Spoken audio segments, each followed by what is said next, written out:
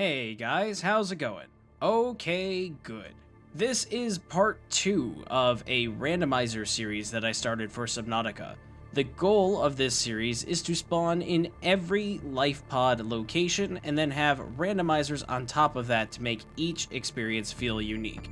And each Lifepod could have a different goal, but for today, we're actually doing something a little bit different, so I'm already breaking my own rules. We're going to be starting on the Aurora.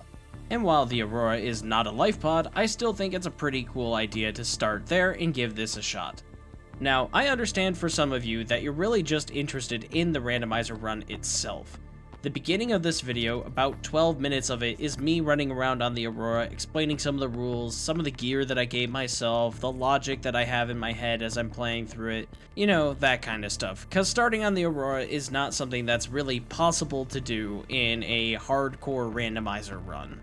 So if you are curious about that, feel free to continue watching the video. Otherwise, you can go ahead and skip to the timestamp on the screen, and that will take you to when the randomizer actually starts, which is in a mini base that acts like a Lifepod built directly next to the Aurora. I will try to address what I assume will be frequently asked questions for this video in the description below, so feel free to check that out too. Alright, so since we're starting in the Aurora, there are a few things that you need to be aware of. The first thing is that radiation is going to be a factor. The Aurora is always irradiated. Before the explosion, I believe the radius is a little bit smaller, but it is still an irradiated location and therefore requires the radiation suit. Now, obviously, I'm not gonna get the radiation suit until it explodes, which I'm on the ship right now, so if it explodes, that's bad. So I've given myself some radiation suit pieces, and I've stashed them around the ship. Now, obviously, I know where those suit pieces are, so I'm just walking around and collecting them, and I'm trying to play this as kind of a cinematic start for you guys. Now, in addition to the radiation suit, I have to have things to get me off the ship, namely a repair tool so that I can open some of the doors, and a laser cutter for the exact same reason. It's not possible to navigate the Aurora and get off of it before it explodes or without these tools. So there's gonna be a little bit of creative thinking here. I've also given myself the basic supplies that you would get in a Lifepod in the carry-on sack or around the carry-on here, so that I can have these for when I escape the Aurora. In addition to that, I'm allowing myself to have some of the loot from the Aurora, such as batteries, waters, nutrient blocks, and that type of stuff, because I need to survive on the Aurora until it explodes, essentially, which is going to be a few days. However, what I'm trying to do to make things more fair is that once I've escaped the Aurora, I will not be able to use the repair tool or the laser cutter I have found. I will scrap them and their batteries by dropping them in a spot I can't reach, such as under the map, and then I will go about my playthrough as normal. The only thing that I will keep in terms of stuff that I've spawned in is the radiation suit, because I have to have the radiation suit to start on the Aurora, and I figure logically, if you were stuck on the Aurora, they would have a spare suit. So I've given myself this suit, and I'm going to keep the suit.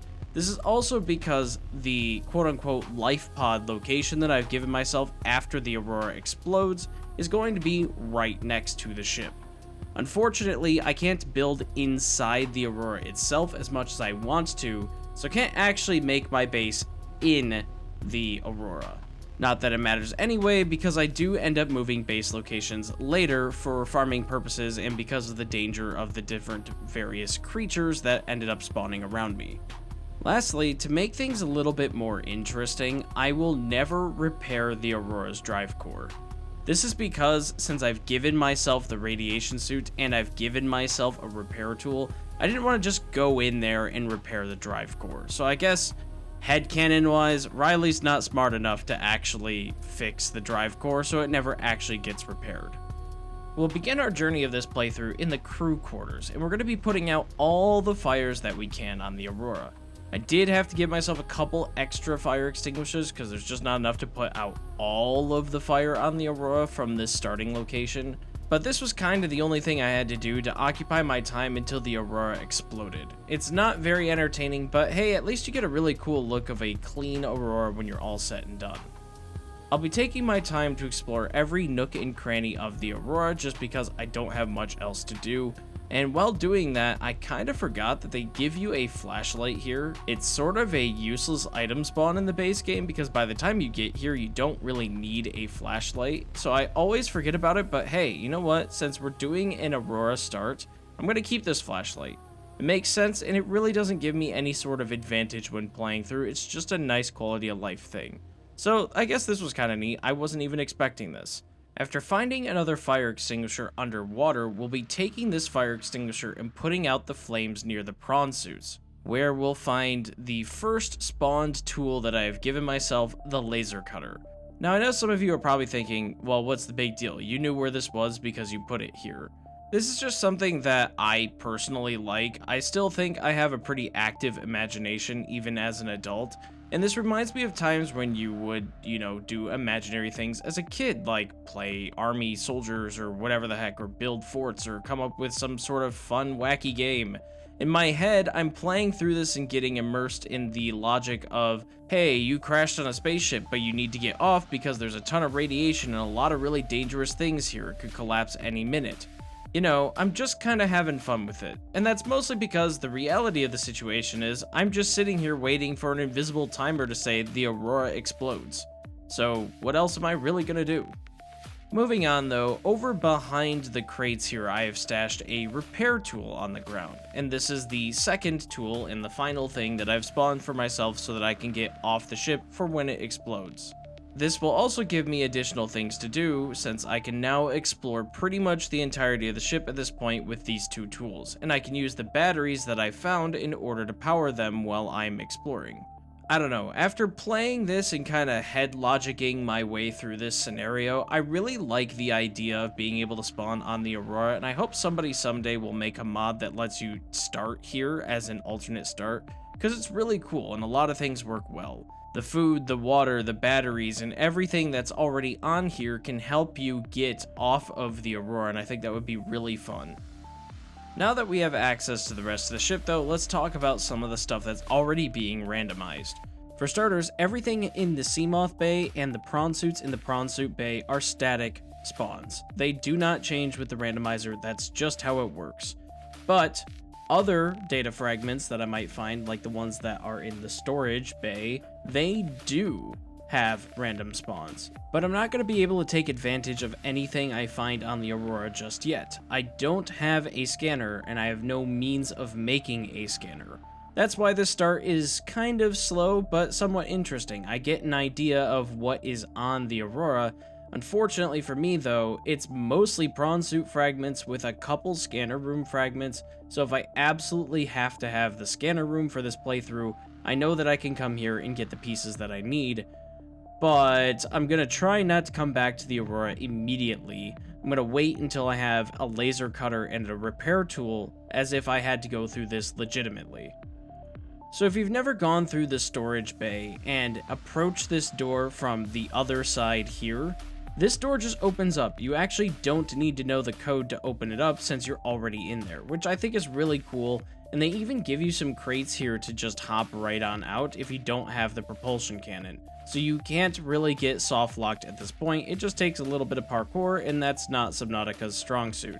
Unfortunately, aside from exploring the lab that gives you the repulsion cannon, not the propulsion cannon, there's really not much else to explore on the ship right now since it hasn't exploded. All falling down here does is get you into the water below with no way back up and no safety. So you can go down there and you can say hi to the Reaper Leviathan. There might be some sort of glitchy gap I'm unaware of, but I don't really know. I wasn't gonna risk it. Speaking of risking things and potential death, this section of the Aurora is still very glitchy, and this is technically still on fire. So now's a good time as any to talk about what death means in this run. In case you didn't watch the last run that I did, I am going to play on pseudo-hardcore difficulty, meaning that if I die in a legitimate way, I'm going to restart the run. But I am not playing on actual hardcore because of things like that. Glitchy fire doesn't really do it for me, or the fact that the Aurora is going to explode right now, and that kills me instantly, is not something I'm going to tolerate as a true death and restart the run. I really just wanted to see what would happen, and now knowing what was going to happen, I didn't think I needed to sit here and wait for the Aurora to explode for another couple of hours. The only other thing that I'll tolerate for a death that doesn't cause me to restart instantly is if a glitchy creature encounter happens, such as them spawning under the floor and eating me that way. I've had that happen before, and I just don't tolerate something like that because this run overall is already glitchy enough. Our first obstacle in leaving the Aurora is going to be the first Reaper Leviathan we encounter, which is Sammy, I believe the community has dubbed him. Not being able to swim very fast and having him be pretty close is kind of terrifying, but as long as we get our butt over here, we should be okay, and we'll make it over to the starting base location. Now, one thing I didn't realize is that when the Aurora explodes, if you have a base nearby, it will actually take massive damage and break and require some repairs of some kind. Just like my last randomizer run, I give myself a base with a solar panel, a medical kit fabricator, a radio that's half built, a storage locker, and a fabricator. But when the Aurora exploded, it actually changed a few things. 1, the base was destroyed and needed to be repaired. 2, the solar panel is completely gone. And 3, the radio that is half built to simulate it being broken is actually broken because of the explosion, which is really cool. So I can just repair that like I would normally. But I'm not going to do that with the repair tool and laser cutter that I have. I do need to repair the base itself because I need to have some sort of habitat in order to build all the things I need. And I will need to unfortunately go back into creative to respawn the solar panel for power. But aside from that, I'm going to ditch the repair tool and laser cutter like I mentioned, so that I don't have an unfair advantage. The only thing that's missing from this collection is the beacon to mark the base, because the Lifepod has its own beacon, and somehow that ended up under the Aurora when I died, so I just go ahead and grab that again and take it back to the base and place it. So yeah, there's a little bit of backtracking between survival and creative, but at this point, once everything is reestablished, this is when the run actually begins. Starting off, I'd like to take a look at the items that I got from the Aurora, that way you can see everything that I acquired. I've got some glass and bleach and a titanium ingot, which is really nice, in addition to the other basic materials you can expect to find on there. The only other thing, I guess, is lubricant, but that doesn't really matter too much. Lubricant should be pretty easy to make. It usually is in all randomizer runs.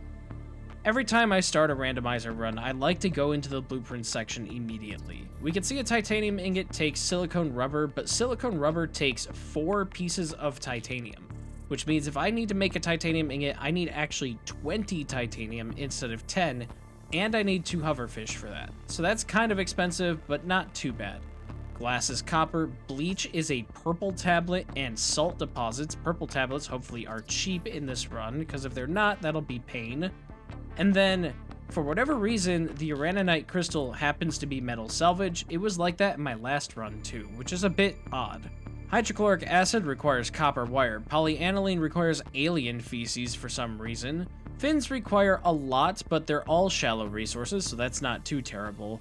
But an O2 tank requires a purple tablet, yet again, and 5 hoopfish, plus 4 silver. So that's a little bit out of the shallows, but that should be fine. Next, taking a look, survival knife needs hydrochloric acid, which, once again, requires copper wire, and copper wire requires 3 purple tablets. Oh no. I have a bad feeling about the purple tablets. And lastly, a scanner needs bladderfish, salt, and acid mushrooms. That is not bad. That's really nice for early game. That way I'm not struggling to find the basic scanner. I'm not sure how resources are randomized, but it really feels like purple tablets got swapped with copper, so they're required for everything. Habitat Builder's not that expensive either, so I should be able to make a new base fairly soon. As soon as daylight appears, I begin my search for the resources when I find a whole fish, the very same fish that's required normally in the randomizer if you have fish as a crafting component, so of course I grab that, and lucky me, I spot a second one too. I'm not going to get walled again by one variant of fish that I can't find, so, oh look, moon pool. After getting the second whole fish, I'm going to hold on to these as if they are gold, because they apparently are super rare unless you're right here next to the Aurora on this run in particular. I swear to God, I searched all of these and never found them last time. Oh look, laser cutter. Okay, so laser cutters are found around the Aurora. That's nice. That means I don't have to go very far for that. And maybe I can go back to the Aurora sooner than I thought. In case you're new to this, one thing you might notice is that some creatures are really large compared to their normal forms, and that's because of the Living Planet System mod. Living Planet System allows you to spawn additional creatures at random on top of the spawns of the base game, and you can adjust things like their size or even add things like migrations. So that's pretty cool, but you're going to notice a lot of giant fish in this one and things like this blighter, which is normally a Lost River thing, over here in the crash zone. So it's cool, it adds a lot of life, and it does help a little bit with the randomizer, making it maybe slightly easier to find certain types of fish you wouldn't normally find up here on the surface. But then again, it also randomly spawns leviathans around the map, so it's very possible for me to have sea dragon leviathans and stuff like that on the surface. The very first tools I grab are the scanner and the flippers because I need to be able to get around the map and I need to discover things pretty quick. Not only is the scanner really good for getting fragments scattered around the map, but because of an option I have toggled, one that allows fragments to drop random loot if I already have the item I'm scanning, the scanner can get components that you wouldn't normally find very easily. Sometimes you can get vehicle components like storage modules.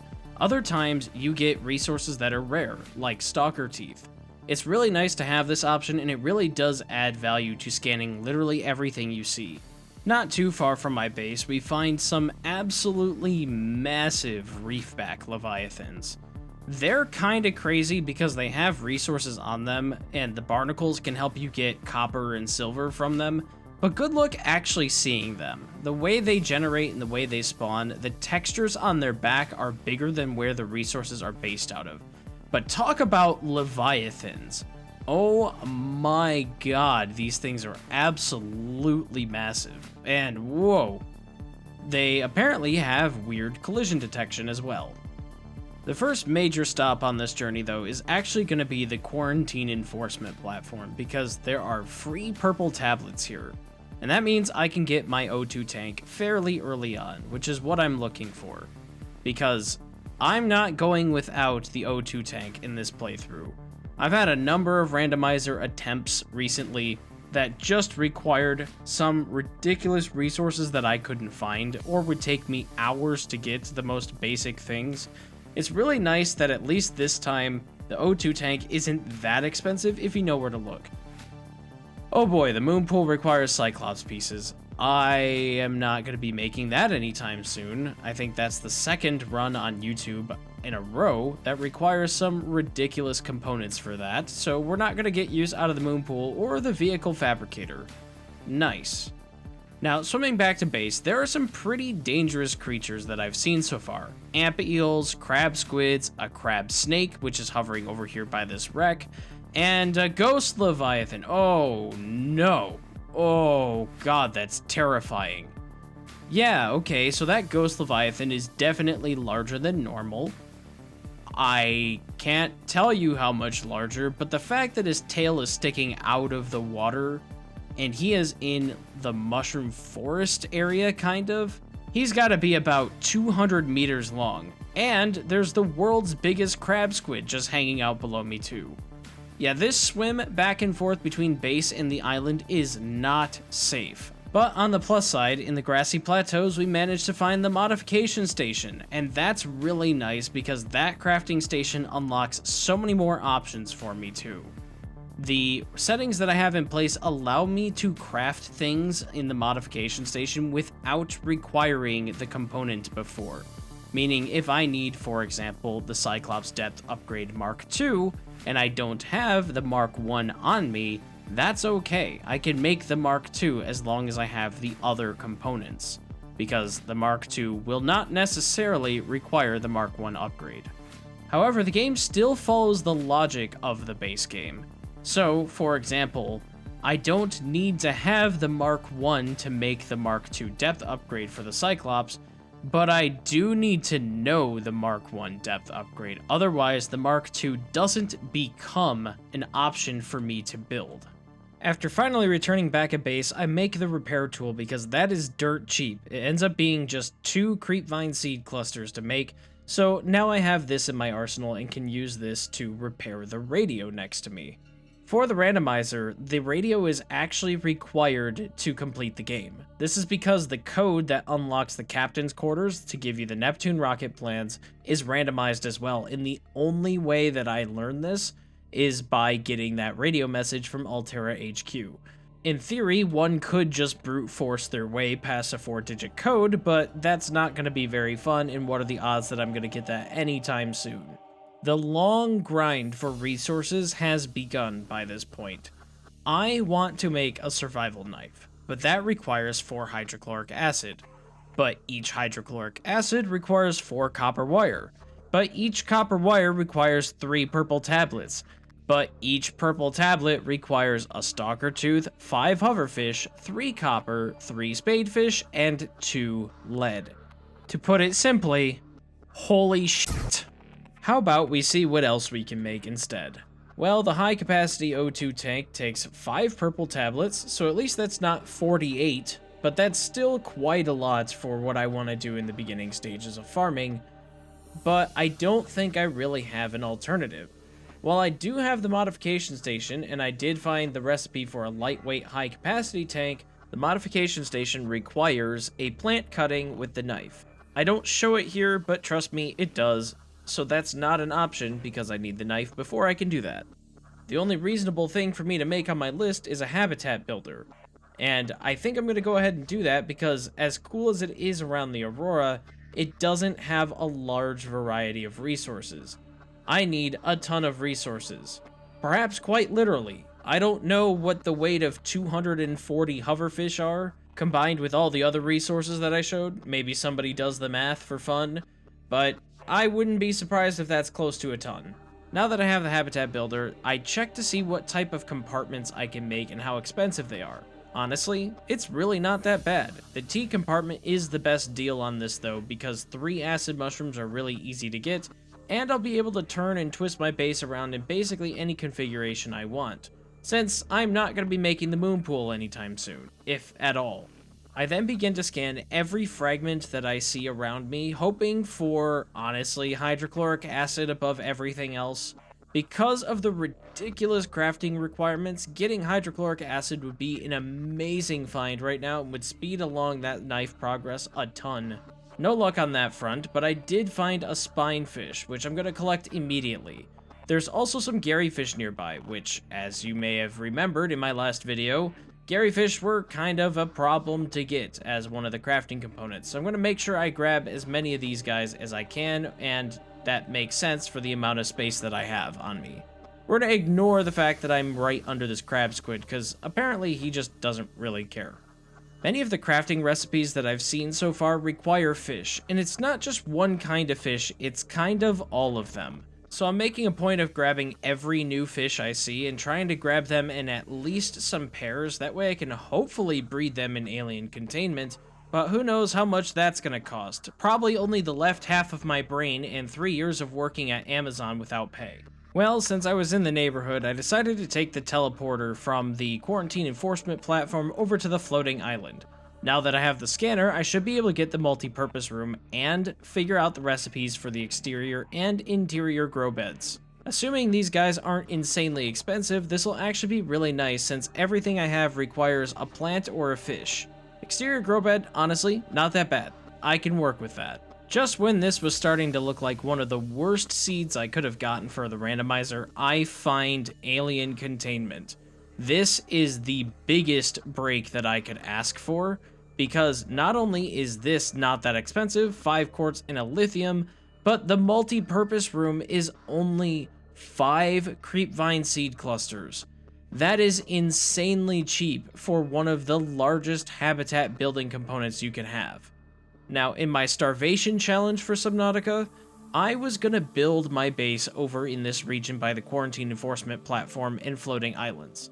Since that didn't work out and I ended up building by the Aurora, this time I think I am going to build over here. Not only is this a good location in general since I don't know where I'm going to be going, but it's near the creepvine that I need for the seed pods, and, well, I kind of already built over by the Aurora in that challenge, so I kind of want to build somewhere else for this one. Since hatches are only 4 boomerangs to build, this is also not a problem to make one of these bases right now. I'm gonna have to worry about the other components like power and everything, but as long as I can farm materials in this area for that, it shouldn't be too big of a deal. Well, that's what I'd like to say, but I'm already at half health for this area, and in my process of searching for base components, I get myself all the way down to 9 HP.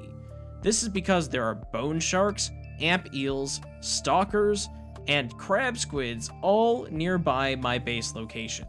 Not directly next to, this is the only pocket of safe space that I have, but pretty close by. So now that I'm dangerously low, I'm gonna make myself a fabricator for the grand total cost of 2 peepers. Thank you, Randomizer. And then I'm going to eat a bunch of different fish and stuff in order to get my food and water up so that I can naturally heal over time. Now that I've healed up quite a bit, I head back over to the floating island to eat some lantern fruit to top myself up on food and water, and also grab some to take back to my base. When I was over here last, I did find out that one of the plant pots cost 1 spade fish in order to build, so if I bring this back, lantern fruit can be my source of infinite food and water. It's not very good, but all the other food sources are going to require the knife because you have to get the seeds from them in order to grow them. Other than the potatoes, I guess, but the potatoes aren't really that good for water, so we'll just go off of lantern fruit. Now that I have some grow beds, I make the exterior grow bed and start growing some creepvine, because there's nothing like growing creepvine next to your base, which you made out of creepvine. It's kind of fun, honestly. Annoyingly, I never checked the large room recipe, and that ends up also being 5 creepvine seeds in order to make. So I guess I'm gonna move everything from this round multi-purpose room over to the big large room. Wait. Big large room? What the heck am I even saying? Alright, now that I have a bunch of things moved over and rebuilt, we have our new base, and we kept the multi-purpose room for a bioreactor in the future. It's starting to shape up and be a real base now. Oh, and a little FYI, the wall lockers end up being 2 whole fish in order to make, so that's pretty nice, but it means that I'm breeding basically every kind of fish, and I currently have 1 alien containment. So I'm probably going to be ramping that up soon in order for me to make more lockers way quicker. Plus, I need a ton of hoverfish if I'm going to make that knife. And fast forwarding about an hour and a half of gameplay time in order to show you what the base now looks like, I have 2 alien containments and an upper section with a large room as well. And these alien containments extend into that upper section, so technically it's 4 alien containments. Great start, and we're making a lot of fish. Unfortunately though, my hull strength is super low, so I have to share hatches between the aquariums in order for me to actually be able to breed the fish. It's a little awkward, but you know, you do what you gotta do. Alright, so our food futures are secure, and our fish futures are secure, but we're not really making any progress with the story, are we? At this point, it's kinda just a base that makes fish, which is great for some of the base building and some of the other things, and I could continue making more base parts with everything I have, but that's never gonna beat the game. Unfortunately, in all of my time exploring, I have not found anything that could actually be helpful for me to navigate the deep ocean yet.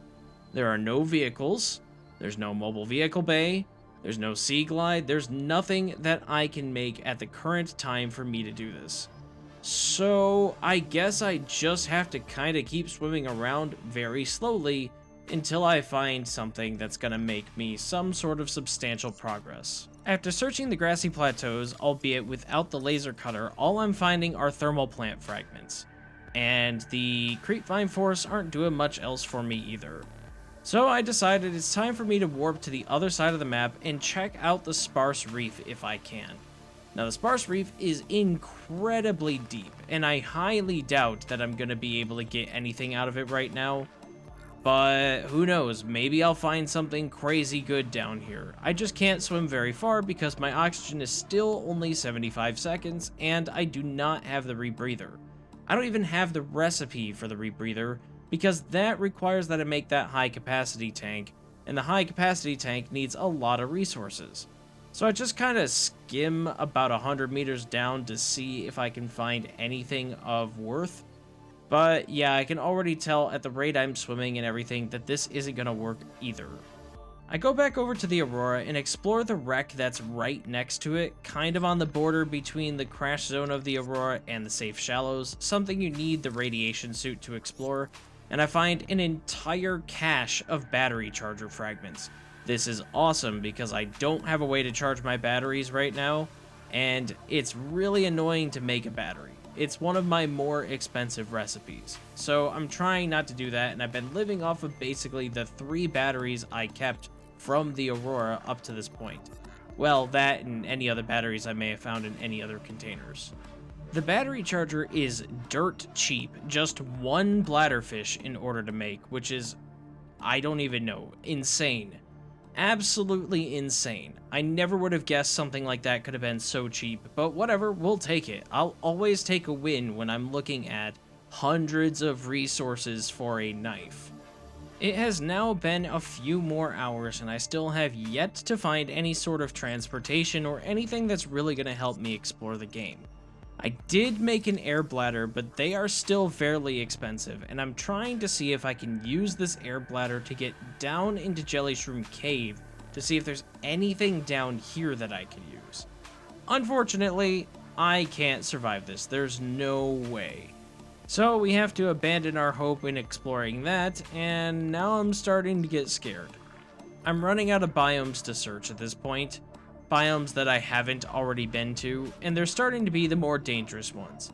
You know, like the mountains, and the crash zone, and the Grand Reef, all places that I can't really explore very well. Not knowing really what else to do, I spent the next hour and a half resource farming. I figured, look, if I break the work down to make the knife into chunks and not do it all at once, it won't be so bad. So I started farming. And after the hour and a half of farming, I realized that I wasn't even close to making a single hydrochloric acid. So that's when I made the scanner room. Yes, I went out and I got resources, and I have a bunch of resources, but I need so many purple tablets in order to make 1 hydrochloric acid, and I need 4 hydrochloric acids. I need a scanner room, desperately, and it doesn't really cost that much for me to make. So we make the scanner room and we begin our search for resources. The scanner room really isn't all that helpful though because of the resources you're seeing on the screen. It doesn't look so bad at a glance, but can you believe that aerogel requires, oh, I don't know, stuff that requires purple tablets? I'm not even sure if that's something I want to chase. I already have to make 48 purple tablets for a knife if I want to go that far, and I'm probably gonna have to go that far by this point, because I haven't really found that much to really speed things along. But having to make another 12 purple tablets on top of those in order to make the HUD chip is just something I'm not looking forward to right now. The problem is though, I live in Creepvine. I'm looking for stalker teeth. Stalkers like camera drones. They pick them up all the time and they move them around to different locations. So you can't just leave them where you think there are resources and then go grab them very easily. Because by the time you get over there, the camera drone's a good 50 meters away from where you left it. The only consolation I have with the scanner room is the fact that I have these remote controlled drones, and that means I can do some not Subnautica 2 approved things to the local wildlife. I can smack right into them, damage them, and a lot of times, make them go belly up, let's say. And you'd think this is kind of dumb, because what's the point of smacking into something with a camera drone? But let me tell you, just being able to do this and scare some things away from my base is incredibly helpful. The medical kit fabricator is too expensive for me to make right now, and I have literally nothing to defend myself. So if I can smack a few things around and get them to go away from my base, that means I'm much less likely to nearly die like I was at the beginning where I had 9 HP. Now I can bump into amp eels and force them out of the biome I'm in and chase them away. I'm currently now 10 hours into this playthrough right now, and I still don't know what I want to do for sure. Part of me says, go ahead and farm to make the scanner room HUD chip. That's 12 purple tablets. Another part of me says, 12 purple tablets is a quarter of the purple tablets you need to make the knife. Maybe just push on until you can make the knife. Another part of me says, you must have missed something. There has to be something that you can get in order to just speed right past the knife. Are you sure you even need the knife? Are you sure that you need to do all this farming? Are you sure that you need to log in, color code lockers for fish, make wall after wall after wall of storage for all of these resources that you're probably never going to use? Are you sure that's what you want to do with your life? Well, no, but let's do it anyway.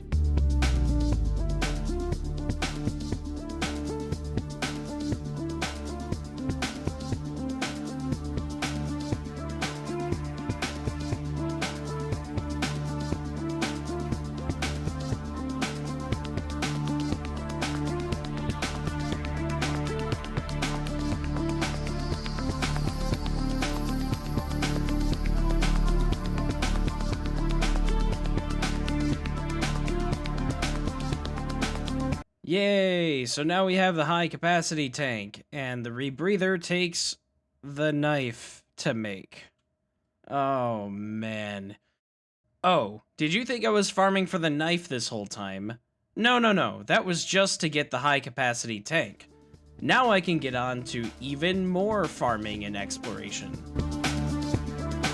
No, I'm not gonna do another montage, but I think you can get the point. Thankfully though, back in the crash zone, not too far away from my little base that I have as my life pod, is the mobile vehicle bay. And I can't tell you how huge getting this is. Because as it turns out, the sea moth is only 3 creepvine seed clusters in order for me to make it. These are extremely expendable, and I will be treating them as such, since I can't upgrade the sea moth's depth really at all. With my newly acquired and shiny sea moth, I can finally start heading down into deeper locations.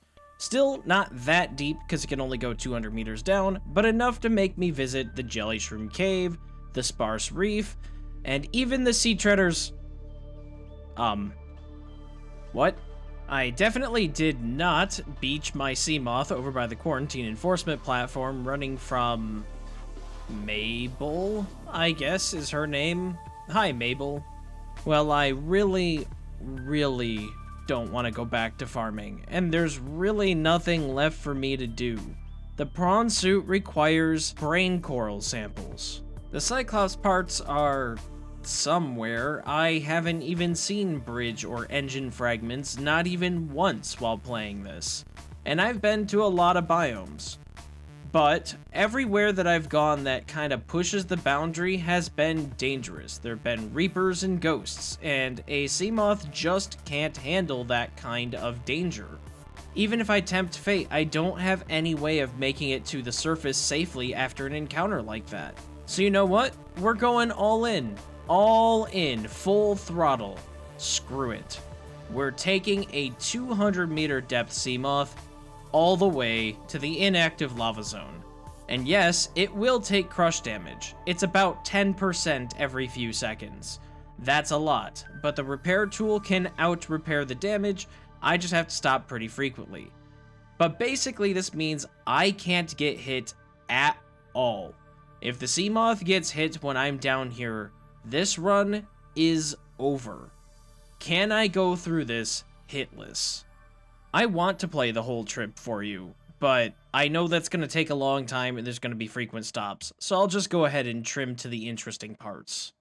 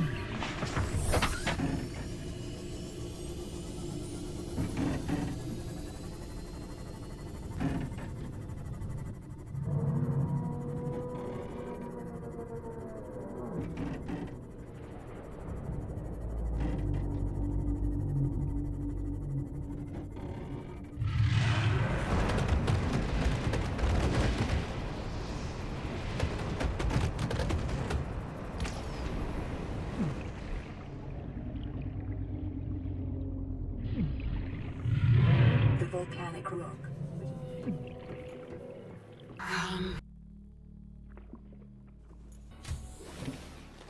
Welcome aboard, Captain. There you go. Now you have the abridged version of events. And because of that, I'm now going to stick to farming. For a very long time. Don't believe me? Here's where we are in the video. Now here's where we're going to end after I get all the materials I need. Yeah, we're talking several hours of time. I hope you enjoyed a little bit of the behind the scenes for this video right there. I thought that was a little bit fun. There's still more footage I didn't even show there, but you get the point. Anyway, now we finally have the survival knife. And man, does that knife twirl and animation feel good to see. The first thing I go do is cut some creepvine because that'll immediately give me the crafting recipe for fiber mesh, even though it doesn't require creepvine. That's how you unlock it in the base game. And fiber mesh ends up being 3 orange tablets. I don't even have the original orange tablet, so I have no idea how expensive those are, but I'm probably not making fiber mesh anytime soon if it's anything like the purple and blue tablets. The next thing I plan to make is the prawn suit, because as much fun as that Seamoth run was, I don't like losing nearly all of my progress. Thank you. So that's going to require 3 brain coral and 5 Reginald. That's easy to get. I have the Reginald, I just need to start breeding them, and brain coral isn't too far away. Thankfully, by this point, I have several alien containments that I can do anything I want with at this point, so that's not going to be an issue, it's just a matter of time. I even begin making the modification station because although it looks like it requires a lot of materials, thankfully the advanced wiring kit is just a bunch of fish, and we all know that I have all the fish in the world by this point, so that's really not a big deal.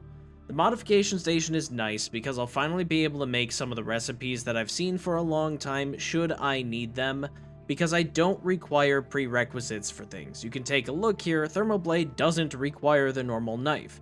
All of the recipes are like this, so if I need one of these, I should just be able to make it no problem. With my fancy new prawn suit, the first thing I do with it is go down into the Lost River once again and put this thing under the stress of the crush depth instead of the Seamoth.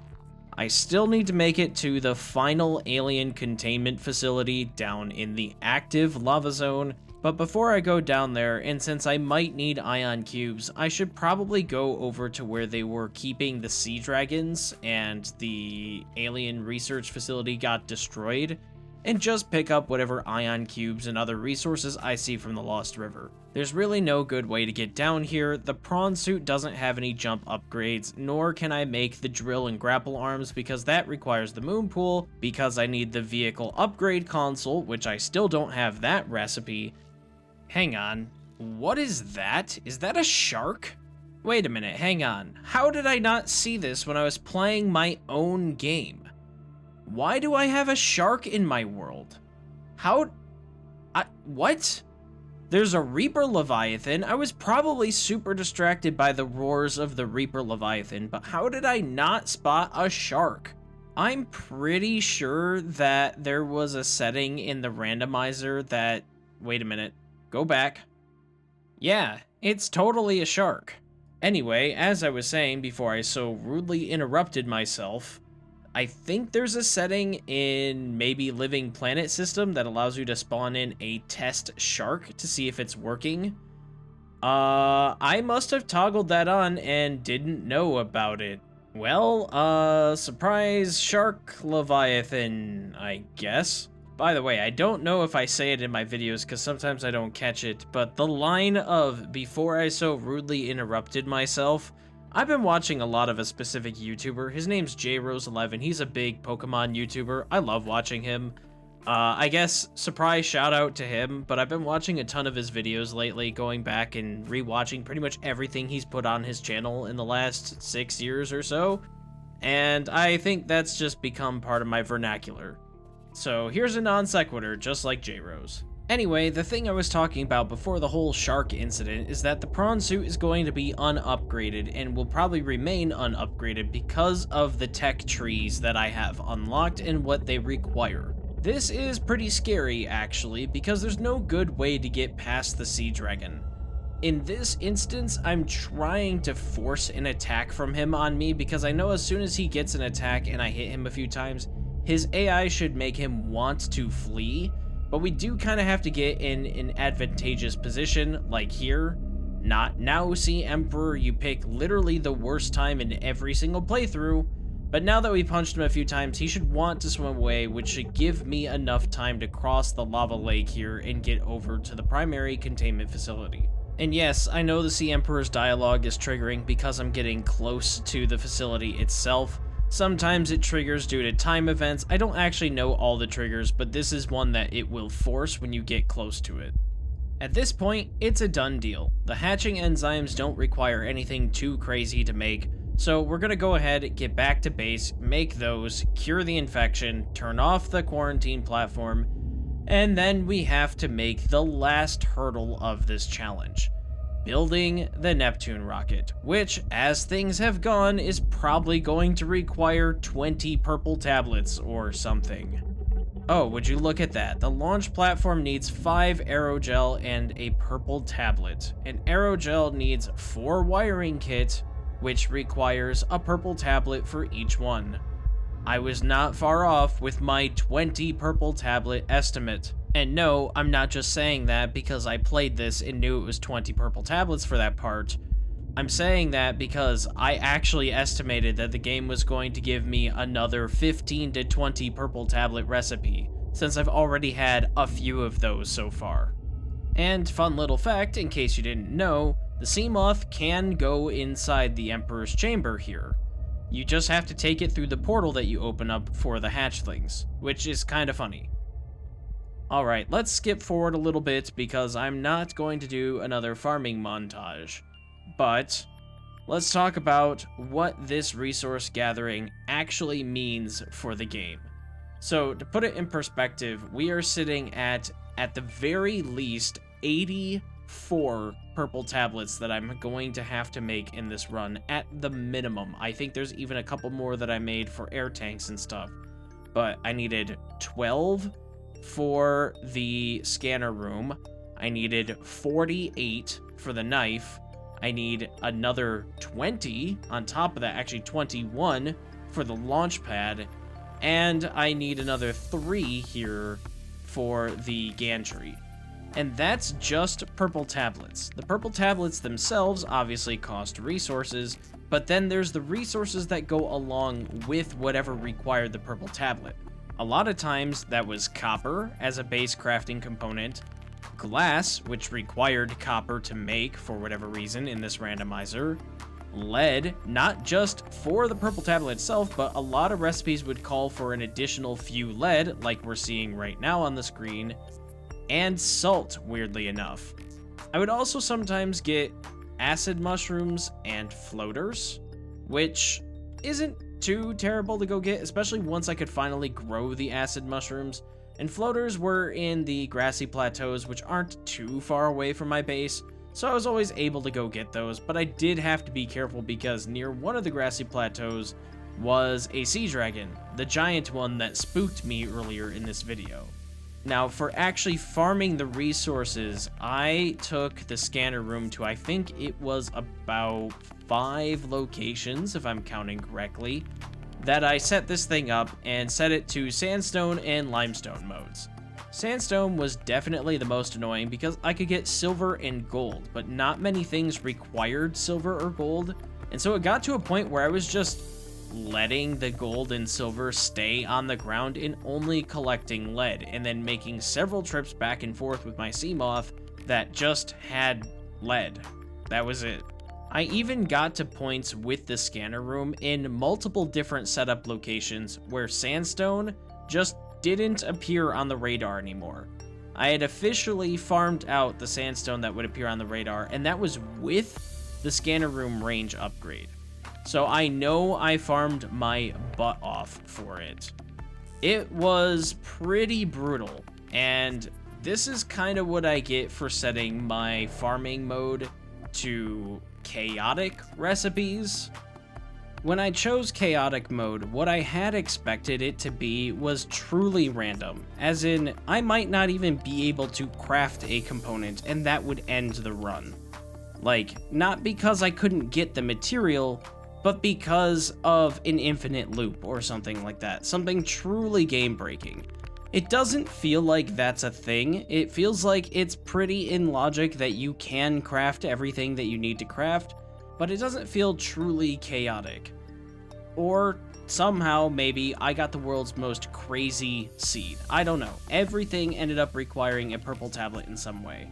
Every base component for every single item required a purple tablet, except for the sea moth and the prawn suit, really. Most of everything else, I mean, that's an exaggeration, but a lot of things required the same base components. It made gold and silver almost useless, and I had lockers full of them. Several lockers full of both of those resources. I don't really understand that if it really is chaotic. Despite all of that though, I did have a lot of fun, and I want to give credit to the Randomizer mod creator Raxus off of Nexus Mods. This is now the second YouTube video where I've used this mod, and I didn't shout it out in my last one, so I really wanted to take a moment and actually appreciate the mod author and the mod itself for this awesome ability to replay this game as if it were brand new. It could use a few touches here and there, I think, but for the most part, it's great. And I think everybody should try it if you're looking for a new experience. Just maybe tone down your randomizer settings and don't do what I did. And once again, thank you to everybody who made it through to the end of this video.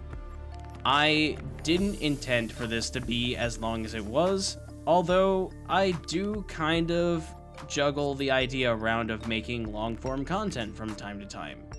But that's not what this video was. This was not a test for that. That's just genuinely, with a lot of farming hours and a lot to talk about, you get a long video. So if you made it this far, thank you so much. I truly appreciate it. I hope to see you guys in another Subnautica video coming out soon. But otherwise, take care everyone. Have a great day.